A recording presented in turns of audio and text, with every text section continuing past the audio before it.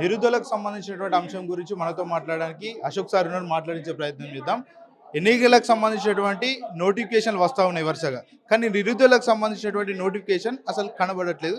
దీని గురించి మీరు ఏం చెప్పదలుచుకున్నారు ప్రభుత్వానికి? అదే కదా, ఇప్పుడు స్థానిక సంస్థలకు సంబంధించి మొన్న 12,700 పంచాయతీలు సర్పంచులను పెట్టారు, 12,000 ఉప సర్పంచులను పెట్టారు, 1,40,000 వార్డు మెంబర్లు నింపారు.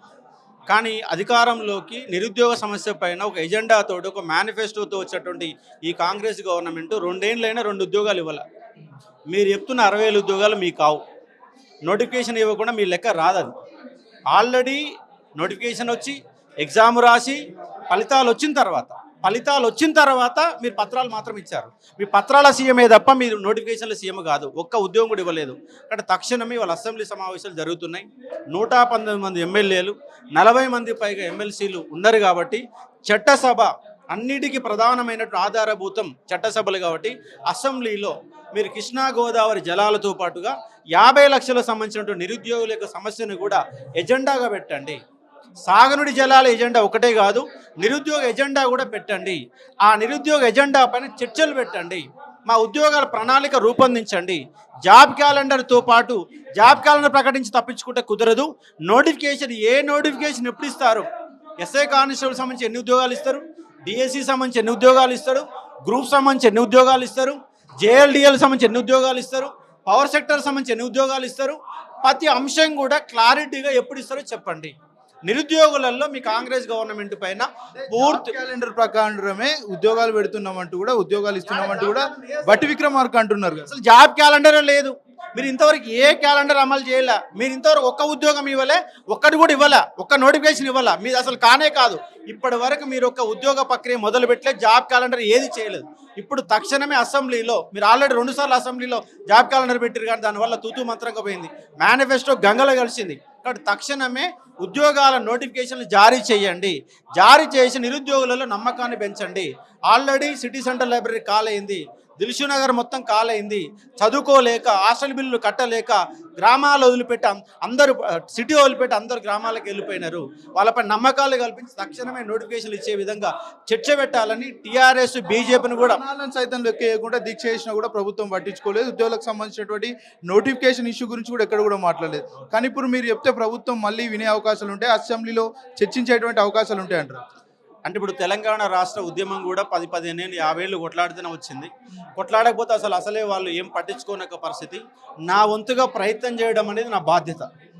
నేను నిరుద్యోగ సమస్య మీద మాట్లాడుతున్నా, ఒక లెక్చరర్గా ఉన్నా, విద్యార్థులకు కన్నీటి కష్టాలు తెలుసు. ఒక గ్రామంకి వెళ్ళి వచ్చిన వాడిని, ఒక వ్యవసాయం చేసిన వాడిని, బాధలన్నీ కూడా గ్రామీణ ప్రాంతాలకు వచ్చే విద్యార్థి యొక్క కష్ట నష్టాలు ఎట్లుంటో తెలుసు. కాబట్టి నా వంతు ప్రయత్నం చేయాలి. గతంలో కూడా కొట్లాడుతున్న టీఆర్ఎస్ గవర్నమెంట్లో 3 ఎస్ఐ కానిస్టేబుల్ సంబంధించి 3 నోటిఫికేషన్లు వచ్చినాయి. 45,000 ఉద్యోగాలు నింపారు. గ్రూప్ 2 సంబంధించి 2 నోటిఫికేషన్లు వచ్చినాయి. గురుకులాలకు సంబంధించి 2 నోటిఫికేషన్లు వచ్చినాయి. డిఎస్ సంబంధించి 2 నోటిఫికేషన్లు వచ్చినాయి. అంటే వాళ్ళు ఎంతో కొంత నింపారు. వాళ్ళకంటే వీళ్ళు బెటర్గా ఇస్తారు. 2 లక్షల ఉద్యోగాలు ఇస్తామంటే నిరుద్యోగులు ఇటువైపు మళ్ళీ. కానీ గతంలో ఇప్పుడు మిమ్మల్ని చూసి ఏమనిపిస్తుంది అంటే మీకంటే టీఆర్ఎస్ నయము, వాళ్ళే మంచి ఉద్యోగాలు ఇచ్చిన ఫీలింగ్ వచ్చే విధంగా మీ యొక్క వ్యవహార శైలి ఉంది. ఇక్కడ తక్షణమే 2 లక్షల ఉద్యోగాల ప్రక్రియ మొదలు పెట్టండి. మీరు ఇచ్చిన 60,000 ఉద్యోగాలు ఒక్క ఉద్యోగం లేదు. 2 ఏళ్ల కాలంలో 2 ఉద్యోగాలు కూడా మీరు ఇవ్వలేదు. మీరు ఇచ్చింది ఒకే ఒక్క నోటిఫికేషన్, ఫార్మా నోటిఫికేషన్. అది 7,000 ఉద్యోగాలు ఇచ్చారు. ఎగ్జామ్ పెట్టారు, ఇంతవరకు రిజల్ట్ ఇవ్వాల, ఫలితాలు ఇవ్వాల, పత్రాలు ఇవ్వాల. మీకు సంబంధించి ఒక్క ఉద్యోగం కూడా లేదు. కాబట్టి జీరో మీది. కాబట్టి జీరోలో ఉండకండి. నిరుద్యోగుల తరపున గెలిచిన మీరు నిరుద్యోగులకు న్యాయం చేసే విధంగా చట్టసభలో చర్చకు వచ్చే విధంగా చేయాలని డిమాండ్ చేస్తున్నారు. నిరుద్యోగులు అంతా సానుకూలంగానే ఉన్నారు. అశోక్ సారే కావాలని వాళ్ళందరూ రెచ్చగొడుతున్నారు అంటూ కూడా కొంతమంది కాంగ్రెస్ నేతలు చెప్తా ఉన్నారు. మరి సానుకూలంగా ఉంటే హైదరాబాద్లో సిటీ సెంటర్ లైబ్రరీ వాళ్ళకి కిక్కిరిచిపోవాలి కదా. చైర్లు తాళాలు వేసుకొని కొన్ని 100 మంది స్పేస్ లేకుండా చదువుకోవాలి కదా. ఏ లైబ్రరీలో స్టూడెంట్ ఎందుకు రేటు? కాంగ్రెస్ అంటేనే దొంగల గవర్నమెంట్గా మారిపోయింది. మాట్లాడే లీడర్లు కూడా దొంగలకు సద్దులు మోసే విధంగా ఉంటున్నది.